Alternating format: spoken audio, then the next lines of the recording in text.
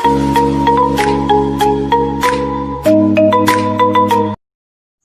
Friend, तो आज के इस वीडियो में गौर करने वाले हैं क्लास 11th की स्नैपशॉट का chapter 8 the tale of melon city, जिसके राइटर हैं विक्रम सेठ। अब यह बहुत ही इंटरेस्टिंग चैप्टर है और बहुत ही फनी चैप्टर है। तो चलिए इस चैप्टर की शुरुआत करते हैं और इस चैप्टर की पूरी समरी को हम यहाँ पर समझते हैं। जो एक नगर था उसका राजा बहुत ही न्यायप्रिय तथा शांतिप्रिय था। उसके मन में एक बार विचार आया, उसने आदेश दे दिया कि नगर के राजमार्ग के ऊपर विजय तोरण द्वार बनाया जाए, यानी कि जो भी नेशनल हाईवे हैं या फिर राजमार्ग हैं उन सभी पर एक तोरण द्वार बनाया जाए। उसका भी प्रयास था लोगों को प्रबुद्ध बनाना, सूचित करना। तोरण द्वार बन गया।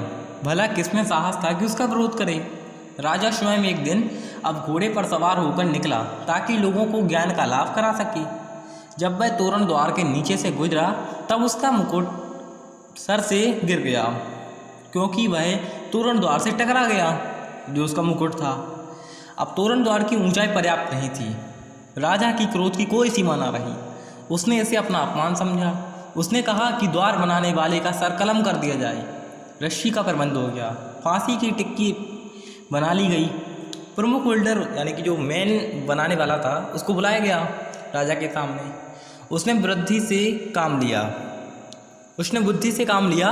उसने दोष मजदूरों पर डाल दिया जिन्होंने दोषपूर्ण मेहराब बनाया, यानी कि तोरण द्वार बनाया। मजदूरों ने अपने बचाव में कहा कि ईंटें सही नहीं थीं, एक समान आकार की नहीं थीं। राजा ने मिस्त्रियों को बुलाया। फैसे कांपते हुए मिस्त्री आ गए। उन लोगों ने दोष शिल्पकार के माथे मर दिया। राजा ने उसको फांसी देने का हुक्म दे दिया। किसको? शिल्पकार को। अब भवन शिल्पी यानी कि जो मेन शिल्पकार था वह बोला कि मैंने तो नक्शा आपको दिखा दिया था महाराज, और आपने उसे पास भी कर दिया था। अब राजा स्वयं फंस गया। उसने राज्य के सार्वजनिक बुद्धिमान व्यक्ति से सलाह लेनी चाहिए। वह ज्ञानी व्यक्ति इतना बूढ़ा था कि ना तो वह ठीक से देख सकता था और ना ही चल सकता था। उसकी आवाज़ भी लड़खड़ाती थी। उसने सुझाव दिया कि तोरण द्वार का ही सारा दोष है महाराज, उसे फांसी पर लटका दिया जाए। मेहराब ही मुकुट से टकराया था, तोरण द्वार ही महाराज मुकुट से टकराया था तथा उसी ने मुकुट को गिरा दिया। अब तोरण द्वार की फांसी के तख्ते पर पहुंचाया गया।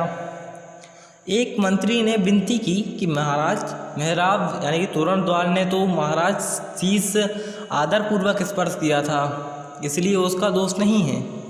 राजा की मंत्री की बात समझ में आ गई और उसने राजा को मंत्री की बात समझ में आ गई, पर राष्ट्र की जनता ने बेचैन थी।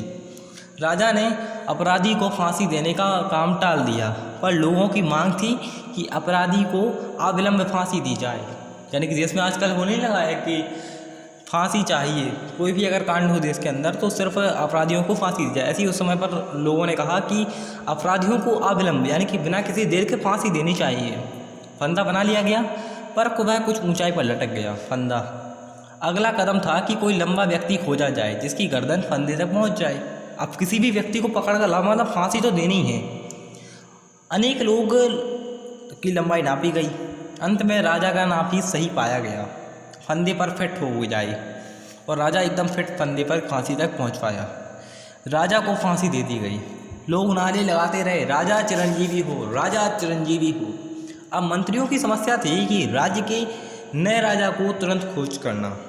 शाही ऐलान करवा दिया कि जो व्यक्ति नगर के द्वार से यानी कि जो मेन गेट होता है ना नगर का, जो व्यक्ति भी नगर द्वार से पहले गुजरेगा, सबसे पहले गुजरेगा, वही राजा का चयन करेगा।